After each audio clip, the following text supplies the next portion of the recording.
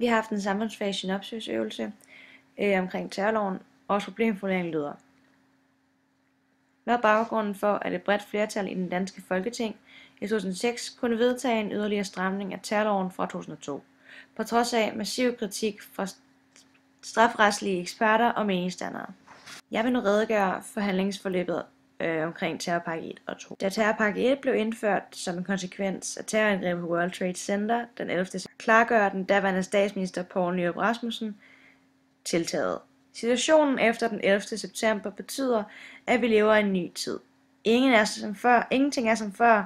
Det kræver klar ledelse og beslutninger for Danmark, indadtil og udadtil. Det var forsøget på at skulle lave en opstramning for at beskytte folket og forebygge den her terror i Danmark fremover. Da der i november 2001 blev udskiftet regering, vedtog den nye regering, Anders Fogh Rasmussen, terrorlovforslaget, som blev videreført. Det var justitsminister Lene Espersen, som fremsagde forslaget for ny regering. Som en efterfølge af den 11. september opfordrede EU dets medlemslande til som at opskærpe lovgivningen om den her kamp mod terrorisme. Terrorpakkerne var ikke ment som et reelt forsøg på at forhindre terror, men et spørgsmål om at skabe tryghed om folk omkring. Terrorpakke 2. Regeringen dannede en tværministeriel arbejdsgruppe. De lavede en rapport, som den nydannede gruppe mente kunne komme til at styrke indsatsen og beredskabet mod terror. Den 16. november 2005 fremlagde regeringen en handlingsplan for kampen mod terror.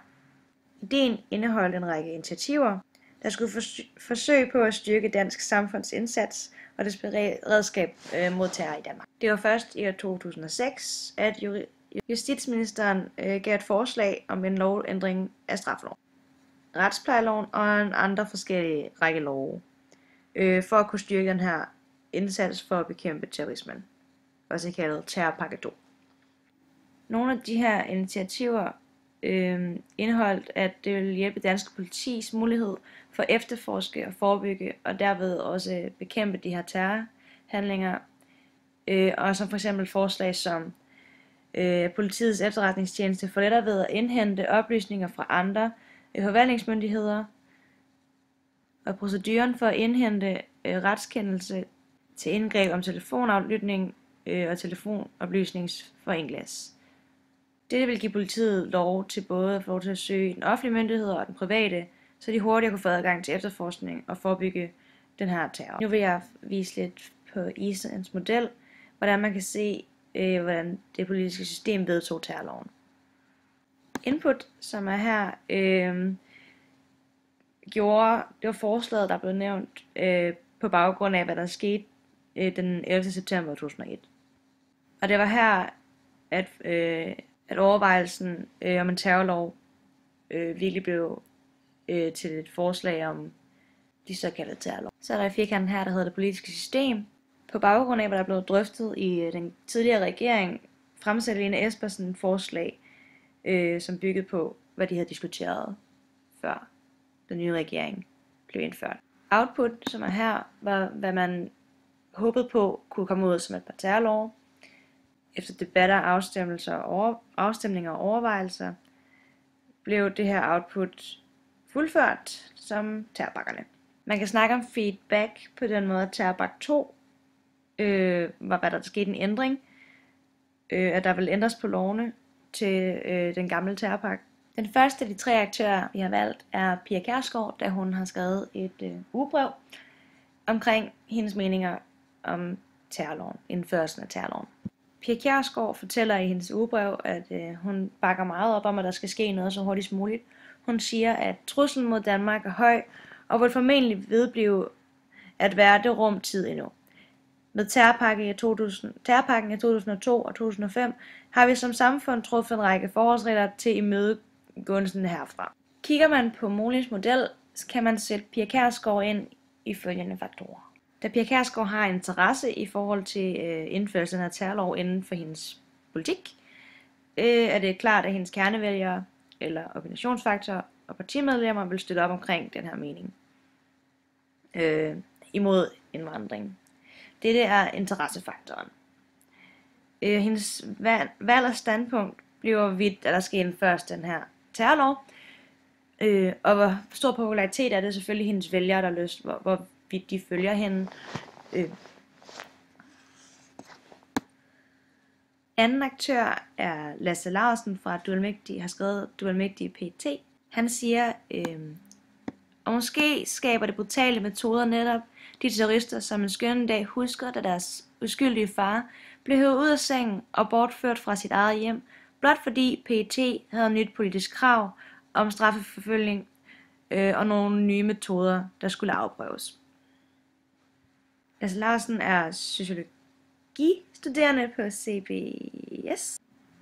Desuden skaber de mange forskellige politiske hensyn måske netop det hul i sikkerheden, som terrorister skal bruge for at udføre deres forfærdede handlinger. Han mener, at den nye terrorlovgivning giver PET lidt for frie tøjler, da det er dem, der får fuld ret til at gå uden om domstolen, og det er dem, som ender med at skulle definere terror og tage beslutningerne derfra. På den måde bryder man magtens tredeling ved, at PET kan undgå det. Man fjerner derved også myndighedernes mening sammen med de her domstole ret til at komme med den endelige dom. Tredje og sidste aktør er tidligere PET-chef Hans-Jørgen Bonnichsen. Selvom han er tidligere PET-chef, er han meget imod den nye terrorlovgivning. Han kan ikke se nogen pointe i at skulle lade PET forhold til at rode i al og enhvers privatliv. Han fortæller, jeg kan ikke forstå, at lovgivningen bag den nye terrorpakke har åbnet op for sådan skrevet ved at give PET fri adgang til flyselskabernes passagerlister og oplysninger fra andre forvaltningsmyndigheder.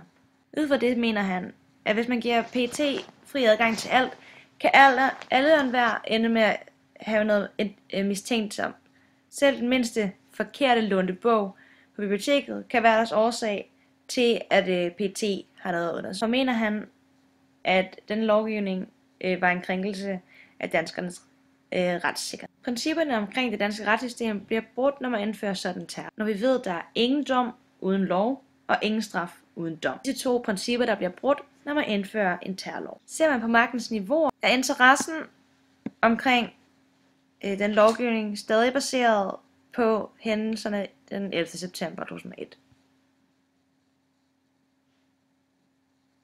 Hvilket er grunden til, at det har skabt så stor interesse rundt om i verden, som skulle kunne forhindre eller forebygge de terrorsager, der kunne risikere at ske i forskellige lande. Så terroristerne går lidt hen og bliver den indirekte magt, som også er problemer, som søger opmærksomhed, da de ender med i beslutningsarenaen. Fordi det er de sagerne omhandler. Kigger man på modellen medierne den fjerde statsmagt, kan vi se, indfører man en terrorlov, bliver medierne